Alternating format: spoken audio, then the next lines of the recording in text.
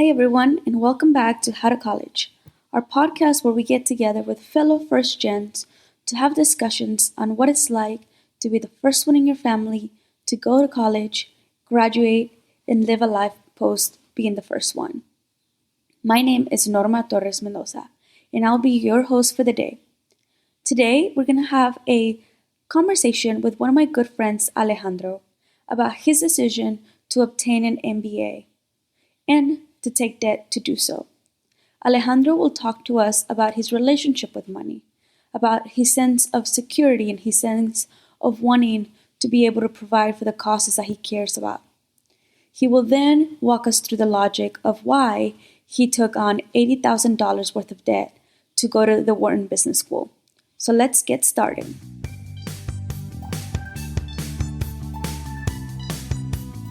Hi, Alejandro. Welcome to the show. How's your day going? Hey Norma, I'm having a great day here in Washington D.C. I just grabbed some tamales from my local grocery shop, and I just had a nice little coffee. Nice. Well, thank you so much for taking the time to talk to our guest today. So Alejandro and I have known each other since, I don't know, we were little kids in at Rice University in undergraduate. But for our audience who does not know you, why don't you begin by telling us a little bit about yourself? Yeah, definitely.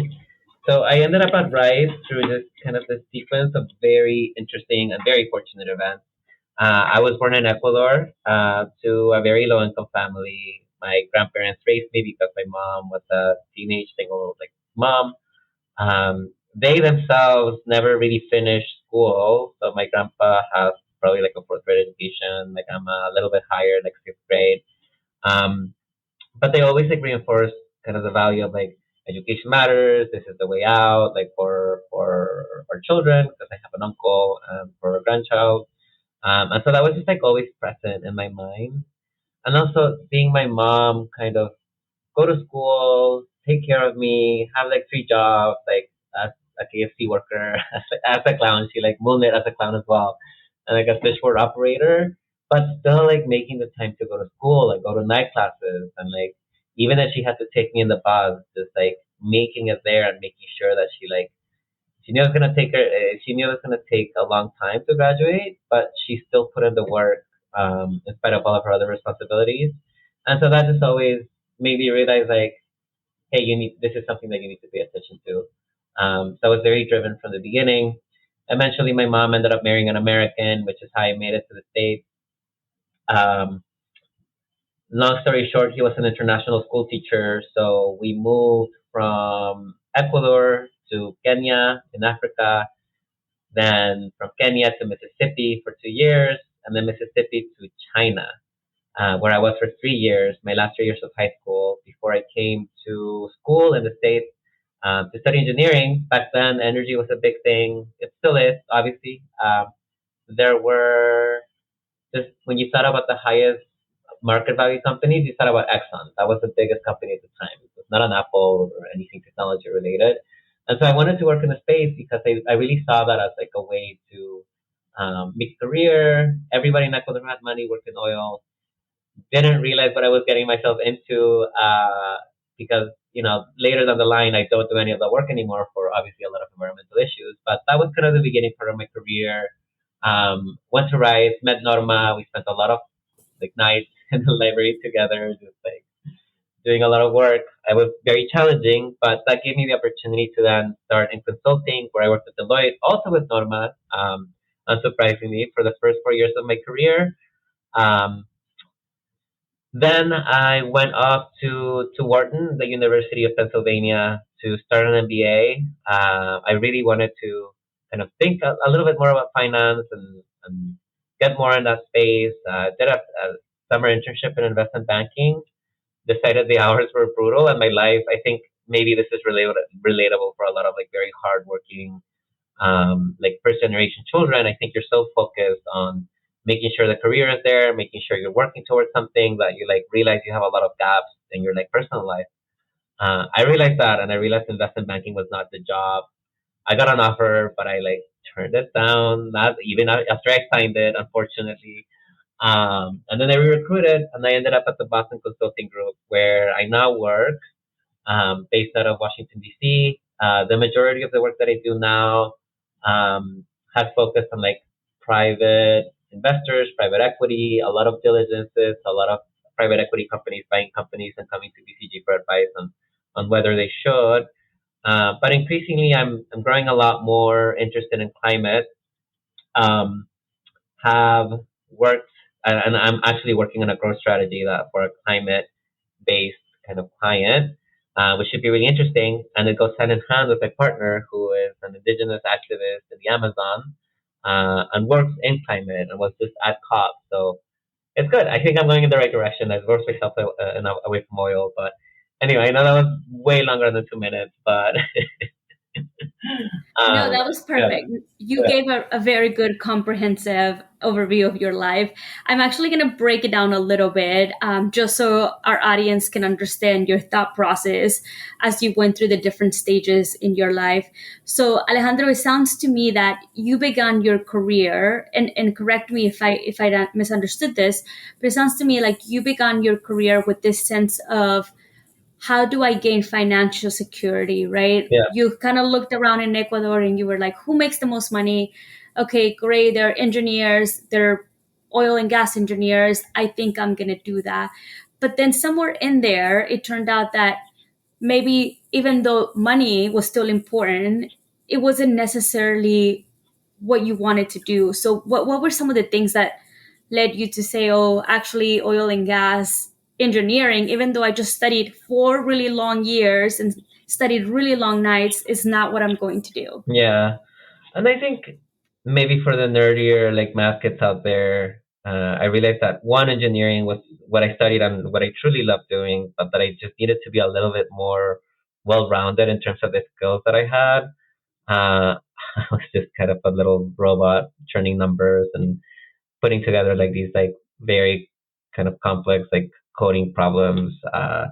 And I realized that's not the skill that I will need if I really want to maximize my potential. I need to be able to talk to people. I need to be able to present things, lead teams, work in teams, and do that probably better than like what I already know that I can do very well, which is engineering. So that was how I started to kind of build another engineering strength. And I think it's a great major. Even if you don't end up going into engineering, I think it teaches you a lot of things, as do many other majors. But that's kind of how I started initially to step away from engineering. I still did a lot of work in oil and gas, even at Deloitte. And that took a little bit longer, kind of the recognition that I think oftentimes we have this thought of like, yes, the world is falling apart, but also I'm coming from a very bad spot, so like I just need to capitalize on the best opportunity out there to make the most money that I can. And I remember like looking for colleges, and the thing that I looked up, Google search, I still remember to this day was highest paying major, and that was chemical engineering. And I looked up where are the highest paid chemical engineers, and that was Houston, Texas, and that's what led me to make my decision to go to Rice. Um, but eventually, I think it really came to boil for me in actually my MBA program when I started to do a lot more reflecting on career stuff, on what I wanted my impact to be. I'd already have a lot of friends in education, so I started to do more work in education too. Um, Even work for the Texas Education Agency for a little bit. But I think at that point, kind of just that moment of self reflection of a career and where I wanted my life to go, and after just having kind of wrapped up an internship in an investment bank that does a lot of energy work, also at a time when the Amazon was like in a lot of kind of coverage in the news because of fires, made me realize that I just need to take a stronger stand. And I have built my career over enough years to now to where I can make the decision now to like not do that kind of work. And when I came to BCG, I did say explicitly I cannot do work for any energy companies if it's not climate related, and that's something that they respected, and I'm thankful for. But it does kind of, I think my advice would be think really critically in your early years about what you're devoting your time into, and even though it may seem like the best alternative, because we oftentimes don't have a lot of alternatives to make the most money, just realize that that's going to stay with you for a long time. And for me now it works because a lot of like industrial goods companies and energy companies are trying to decarbonize, so there is a lot more of that work. Um, but I don't think that would have necessarily been what I would have gone into, you know. So just like think a little bit more critically about your values and like when you see yourself in 20 years, like who do you see yourself as, and is the path that you're taking now really leading you to that? And if it's not, then you know, and you still want to go ahead with it, then you just got to think about how you make your way out of it, pretty much. Right. But and I think what I realized really earlier on is that there's also other ways to make quite a bit of money, right? I mean, being a petroleum engineer is one, but there's a lot of other ways. And when we were 22, I mean, Deloitte was not shabby to work for. We still made pretty good money for 22-year-olds. But the reason why I began my train of thought with this sense of security, financial security, is because the topic for today is getting an MBA and the debt that comes with it. And I think that all of us have a relationship with money. And I just wanted to point to the audience how your relationship with money began. So then we fast forward, you work at Deloitte, you're making good money, then you decide actually it's time to go get an MBA. So before we talk about the money aspect of the MBA, I would love to hear the thought process of why an MBA and why after 4 years of working as a consultant at Deloitte. Yeah, in consulting, it is an industry where, and it's become less that this model, but usually an MBA was seen as kind of something that you needed. Even when I left, though, that was something that had started to change significantly, and people were kind of getting promoted without, um, an MBA. But I did see, kind of for my particular path, that an MBA would very quickly, in 2 years, um, you know, around triple my salary. And so it just kind of seemed like a decision that made sense at the time to try to accelerate my salary as much as possible in as short of a time as possible. And of course, it came with the cost of an MBA or of an investment. So I really did see it as an investment. It is like one of those careers where if, or one of those degrees to where if you pay attention to the school, you pay attention to how they place with employers, it can make a lot of financial sense if that value proposition of the school is we place a lot of students and they're making like at least 180, 200 out of school, out of their MBA program. That's probably worth it, to be honest. Just from a financial standpoint, the money that you're going to put in, it's going to pay off, right? And so that's what led me to my decision. I was like, this is probably the easiest and fastest way that I have of really kind of taking a few steps up the pay scale. And so I went with it, mainly because of the financial reason of doing it earlier rather than later. Right. But then the other component of it is the salary you're no longer making, right? So Hmm. I've talked to a lot of people that say, yes, my salary might double, but I'm also stepping out of the market for 2 years. And so when you did the math, though, it still made sense for you to pursue this, even though you were going to not make any money for 2 years. Yeah, and I did get a lot of scholarship support from Wharton. There were a lot of schools that offered me like full rights as well, which looking back on it, and we can talk a little bit more about that. I maybe should have taken. But for me, the consideration was I also had an offer for sponsorship from Deloitte. So I was in a unique situation where there was a lot of potential funding. I still had to take out even after savings and after all of the financial kind of um, help that I got from Wharton and the Hispanic Scholarship Fund and other kind of sources of scholarships. Like at the end of the day, I still needed to take out 80K. Um, but even with the around 100K that I was making at Deloitte every year, I mean, that's like 280K, the cost of going for me, which for a lot of people that looks closer to like 200 or even more. Sorry, it looks closer to like $400,000, like the cost of not working on a job for 2 years and then taking on $200,000 of debt. For a lot of people that don't get financial assistance, that would be a very high cost, right? Um, but depending on the industry that you want to work in, So obviously, if you're going to go work for a nonprofit and you know that your salary expectations are not going to be as high, maybe the 400,000 doesn't make sense. I knew that wasn't the case for me. I knew that I would either come back to Deloitte and have them pay for a lot of it, and still be making around like one at the time it was like 150 to 200, I think, or I would end up working in investment banking and be making even more than that, or another consultancy and be making more than what I was making at Deloitte. So for me, it's just like if you take kind of the amount that you're going to be making and you take your debt level, if it's like 1x or 2x what you're making, the debt that you have to pay, then I think it's probably okay, like 1 to 1.5x. But if your expected salary is, of course, not as high, then yeah, I think you have to think a little bit more about whether it makes sense for you. Like when that multiple of potential income to the debt that you're taking on is maybe 4x or 5x, I think that might worry me a little bit more.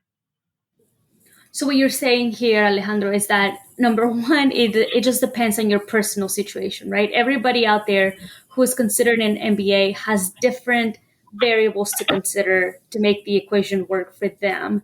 So for example, right, for me, I was able to get a full ride, or I could take on a little bit of debt for other schools. And for me, it made sense to go for a school that was covering the whole bill. Mm.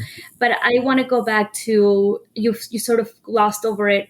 You did have offers that were paying everything. Yeah, So why did you decide $80,000 was worth it to take on for debt? Because a lot of people would argue an MBA is an MBA, maybe. yeah. So I'd love to hear what, you're still going to learn accounting, you're still going to learn finance, but what were the other variables that you were taking into account that made that $80,000 worth of Yeah, debt yeah. So I was between two digest? very good schools. Berkeley was the other school, and they offered to pay for everything. There, with Berkeley, there's also the opportunity to apply for even more scholarships. So there is a universe where, and of course, all of that is very competitive. Um, where it would have been like getting paid to go to school might have been a potential universe, right? Versus paying 80K at Wharton. Um, I think if I have to break it down, and it is very specific. Like the reason why you would not go to a program that's very prestigious and go at like Berkeley versus another equally prestigious program like Wharton, and for that money difference to need to make sense, it has to just be like a very specific reason. For me, there was this program at Penn that I kind of fell in love with. They're the only Ivy at the time, and I think still the only Ivy that had a catch-up program. Um, as a lot of mestizo and Latino and indigenous Latino people, um, there's like an interest there. There's more of an interest there, and this seemed like a very unique like opportunity to study something that I had always been very curious about. Um, and I wasn't gonna get that at Berkeley, so that was like really the main reason. Um, the second reason was I just thought Wharton as a school was bigger in terms of for somebody that didn't necessarily know what they wanted to do, like whether it was banking, whether it was tech, whether it was investment consulting. I just felt like, and this is just my impression, that it would have given me, and it did give me, a lot more kind of room to explore. But of course, because the class size is so much bigger, that came at a disadvantage of it being increasingly competitive. Like everything is very competitive at that school. So I think it was a factor of those two things, just like having more room to pivot into different careers, different geographies. I'm not a fan of the West Coast or the tech industry in the West Coast, so that was less of a consideration for me. Um, and in addition to being able to like pivot to different geographies and interests and all of that, like the ketchup program for me, which I know is very specific, factored very heavily into the decision. This is like a unique thing that I wasn't gonna get somewhere else. No, I think that totally makes sense, right? And I think that if people have the opportunity to go and sit in the classroom, I think you will know. I think you sort of know, like, these are the people I want to be learning from. These are the professors. This is the program I want to be in. And I think all those little things that you mentioned add up for you to be able to make a decision that you feel comfortable with. Yeah, yeah, definitely. And then I also wanted to mention I thought about getting a dual degree. Uh, I was accepted by like an MPP program, and I thought about it. I thought about it a lot, but I didn't get any funding there. Uh, and I think when we're talking about like funding up what makes sense, I think it's very hard to get one of these very expensive degrees, especially if it's like an add-on to an MBA where you're already getting kind of the core like benefits from the MBA. If you have to pay sticker price or something additional just because you want to do it, you know what I mean? For me, that wasn't worth it, and I didn't get any funding for that program, so I didn't end up going there. Um, but I just kind of wanted to throw that in that although that would have also been a very interesting, rewarding experience for me, and it just comes down to personal preference. It just wasn't worth kind of taking on that much more debt to go to an extra program where I was already getting a lot of the benefits from the MBA anyway. That totally makes sense. So if you had to say, and this might be a hard question, and I don't even know how I would answer it. I can take a stab too. But what were the three things you think were most valuable from an MBA that at the end of the day you're like, yep, worth it. 80K, the big spectrum of things might not be a big deal. Can you point to three very specific things, or Yeah, maybe even grandiose things that you're like, yep, made it worth it? yeah. For me, it was the number one. Oh, actually, probably not the number one, but it is very important. Just the salaries of people that are exiting with the MBAs and the employment statistics. Like if that is solid, if the employers are there, if people are getting offers that are paying well, then you worry a lot less about that 80K. The other thing is just I actually participated a lot in that Quechua program. I ended up picking up Quechua, and that kind of set out this whole discovery process of what a lot of the things that are in Ecuador, which is where I'm from, and a lot of the communities that are there that still retain kind of some affiliation to the language, um, and also of course the communities and their economic makeup, and it led me to do a project there during COVID, and that's how I met my current partner, who is, as we kind of started off, like an indigenous activist from the Amazon who speaks Quechua. uh, so I feel like, if anything, that was probably the most valuable thing to me from a personal standpoint. Just putting in the hours to try to like better understand the language, better understand the people who speak it, and then push myself to immerse myself more in that, as many of us have had to do when we come into this country. Um, those would be the two main ones, and the third one, just a brand. I think the fact that you have a degree from XYZ University when you graduate as an undergrad, that's a big thing. That's like a little paper crown. Nobody's gonna take that away from you. Similarly with the MBA, it's one of those things where, unfortunately, the way that credentialing and employment works, people will always tell you it's about merit, but no, truly, it's the job market, especially for these very high-paying jobs. That degree counts for a lot, unfortunately. And yeah, I mean, it's to be completely honest, it's kind of an ugly looking piece of cardboard paper. It looks like somebody just literally printed it, and it's all in Latin, so it looks like somebody made a lot of typos. But that thing is worth a lot of money, and not just like money that I put into it, but also like employer interest and doors and people who are willing to talk to you on LinkedIn. Uh, or other outside of LinkedIn as well. So yeah, those three things. The first one would be obviously the ending salary, employment statistics. The second one would be like the personal growth that I was able to have to my engagement in the catch-up program. And the third one would be just a piece of paper. Like helps a lot, to be honest. I love your answer for two reasons. The first part, I love the honesty that comes with it. And then the second reason is that I love that it wasn't just the pure professional answer. Your life was transformed. Your personal life was transformed. You made it a mission to understand a language, to immerse yourself in the culture. And that was a goal you had before you started. And at the end of it, you can concretely say, I did X, I did Y to get closer to who I want to be as a person. Mm. So I love that because I don't know that I know a lot of MBAs who are thinking, who am I, how am I going to grow professionally? I think for most of us is like, it's the salary, it's the prestige, is, it's what comes, the doors that are open with this MBA, and not necessarily when I walk out the door in 2 years, how am I going to be a different person? Hmm. And I think that's so smart and wise. And I encourage all of our first gens that are thinking about MBAs to tackle it that way, because the debt that you're going to take, yes, obviously it has a lot to do with your professional journey, but it also has to do with, there's some things that money cannot buy, and there are some things that we cannot measure the return of investment. And I would say that your reason number two, that would be so hard to measure the ROI of Yeah. this, and yet it has fundamentally transformed who you are today. Yeah, I mean, it shapes who my partner is, the things that I care about.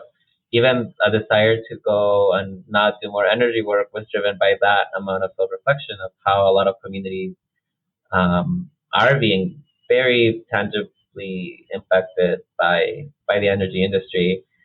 Uh, so yeah, it was a huge thing for me. But also it did come with a trade off, right? Like when you care about something and you really want to nurture something, it is also not an easy language to begin to understand or speak.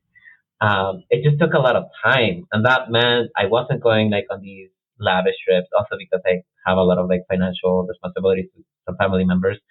I wasn't, like sometimes it was more important for me to go to a like a practice session with other classmates than go to a dinner with some of my MBA classmates. So I do think, yes, think about the person that you're going to become and how you will take this once in a lifetime 2 year opportunity to really figure a lot of things out, not just on the professional side, but also on the personal side. And just realize that you're going to have to be making trade offs. That if you commit to something and you really want to give it your best, shot, and be kind of authentic with how far you want to take it, it is going to take time, and you are probably going to have less fun than a lot of the other MBAs that are there just like to party, because there's a lot of those kids too. Uh, and just be okay with it. It's a 2 year process. Those decisions can sometimes be a little isolating, but just kind of realize why you're there and how you're trying to grow, and don't get distracted because there's a lot of noise all the time from parties and trips and dinners and all of this kind of stuff that you like kind of want to take part on, but maybe need to prioritize other things over. And that is one thing that I regret about my MBA, Alejandro. I don't know that I was as laser focused as what you described. I think that I was drinking out of a water hose, and there Yeah. were so many things left and right that I was just like, yeah, that sounds interesting. Yeah, that sounds interesting. And I mean, obviously I turned out okay, right? Like I finished, I graduated, but I don't know that I walked in there the way you did, with this very wise mentality of like, I am trying to learn X, I am trying to learn Y. I think for me it was like, I'm getting an MBA because it's paid for, and because I'm gonna make twice as much when I Yeah. graduate. If we're just Yeah. being honest. Yeah. Yeah. No, I mean, I think, but I did it.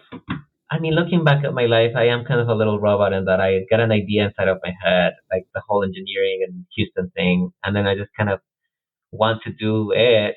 But it doesn't. It's more organic than that, Like I think that there was still like a lot of struggle, believe you me, like to take on all of the coursework that I had to for my MBA. Also, I did a lot of recruiting for investment banking. It did not look cute, like girl, like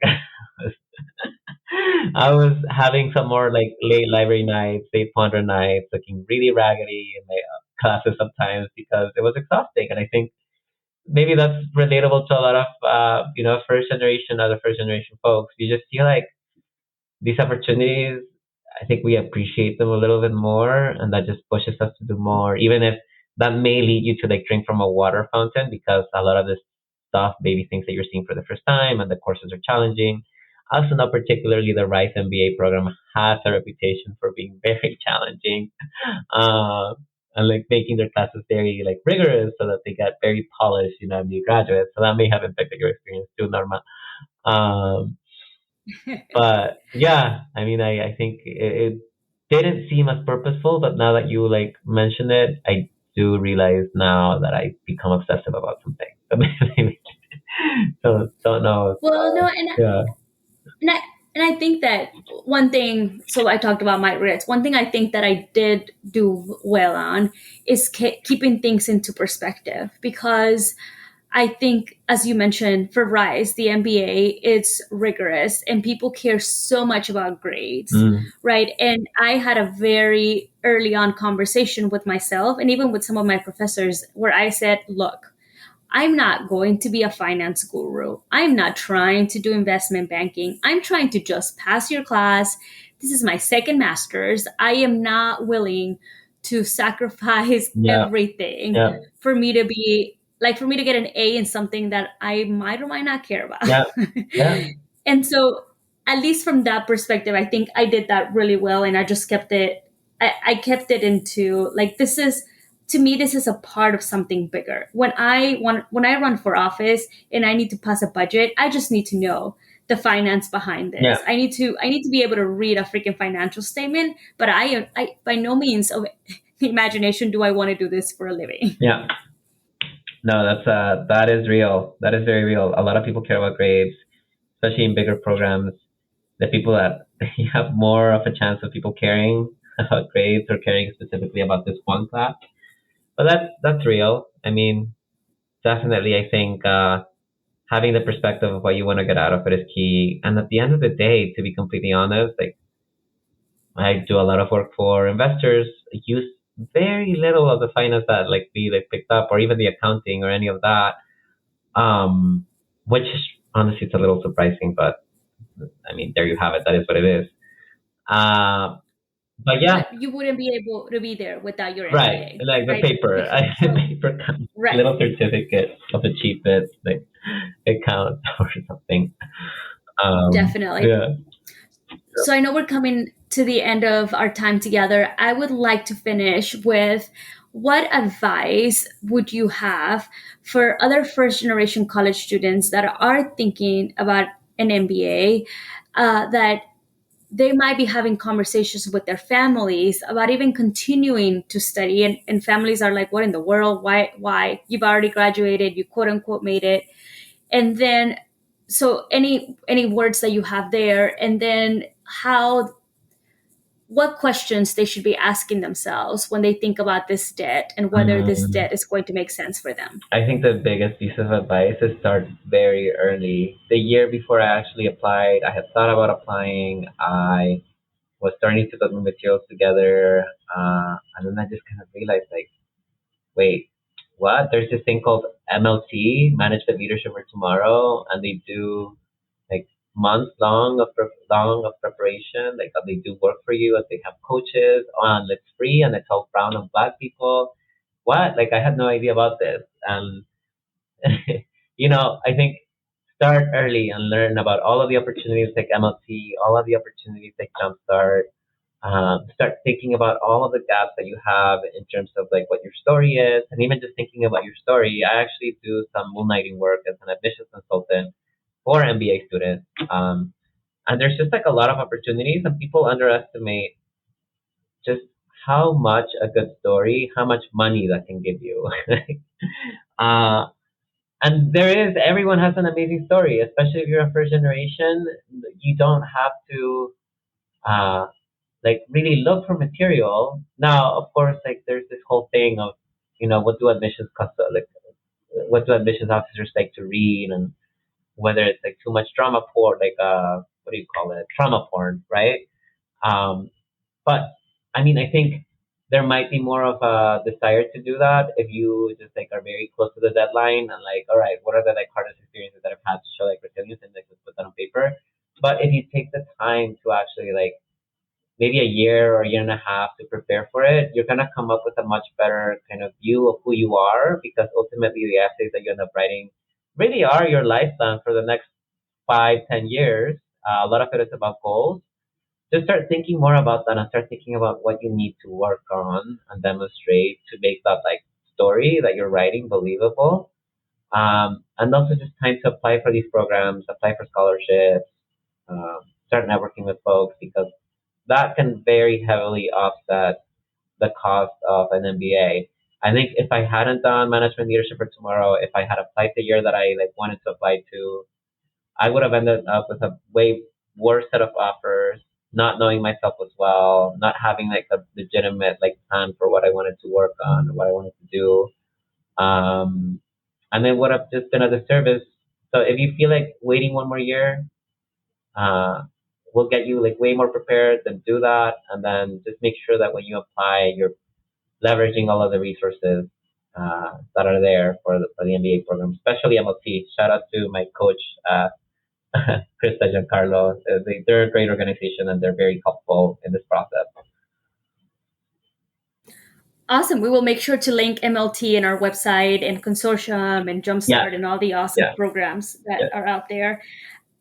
Perfect. And as a matter of fact, you told me about consortium. So thank you. You were the one that got me my free ride to Rise You MBA. did that yourself, but like, yes, when I saw the program, I was like, everybody has to know about this. And everybody did kind of know about it, but I feel like Yeah, they don't market themselves, or they didn't used to market themselves very well. Like, if you're a brown or black person who's thinking about an MBA, you definitely need to know about the consortium because they're giving out full rides to school. absolutely. And it's funny how the whole circle goes, completes itself because now I'm headed to consortium. I'm headed to MLT to go recruit Yeah, people for my company. So here we are. The circle it continues. is. It is. And I just want to say, like, the network of MLT is super strong. One of our partners in the Washington, D.C. office is an MLT alumni. And, obviously, all of these institutions, it's very hard to see or very uncommon to see a black or brown partner. Actually, we have two. We have a Hispanic partner, and then we have a black partner as well who are both MLT alumni. And they care a lot, and they do a lot of work with MLT. So it's even outside of just getting prepared, I think it's a wonderful network to be part of, full of a lot of driven people that and care a lot about the success of our communities. Absolutely. Absolutely. Well, thank you so much, Alejandro, for spending this time with us. I feel like we need to have you back and have a different conversation. But for now, this is great and this is very helpful. Thank you. And I hope you have a wonderful Sunday. Yeah, thank you, Norma. It was great talking to you, and yeah, thank you. You too.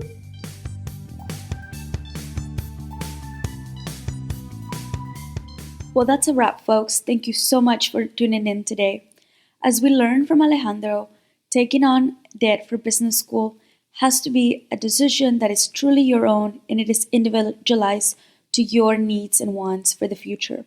For Alejandro, it made sense given the job that he was looking for post his MBA had a positive return of investment. He was thinking about this as a long term investment in himself, his education, but also in his skills. He talked about going to the Wharton Business School for an individualized approach on something he really cared about, learning Quechua, learning about his background and his culture. And so those are the kind of decisions and those are the kind of variables you have to think about as you decide whether or not the debt is worth it for you. As always, don't forget to share this with someone who you think might benefit from this conversation. And don't forget to like us on your favorite podcast. Until next time.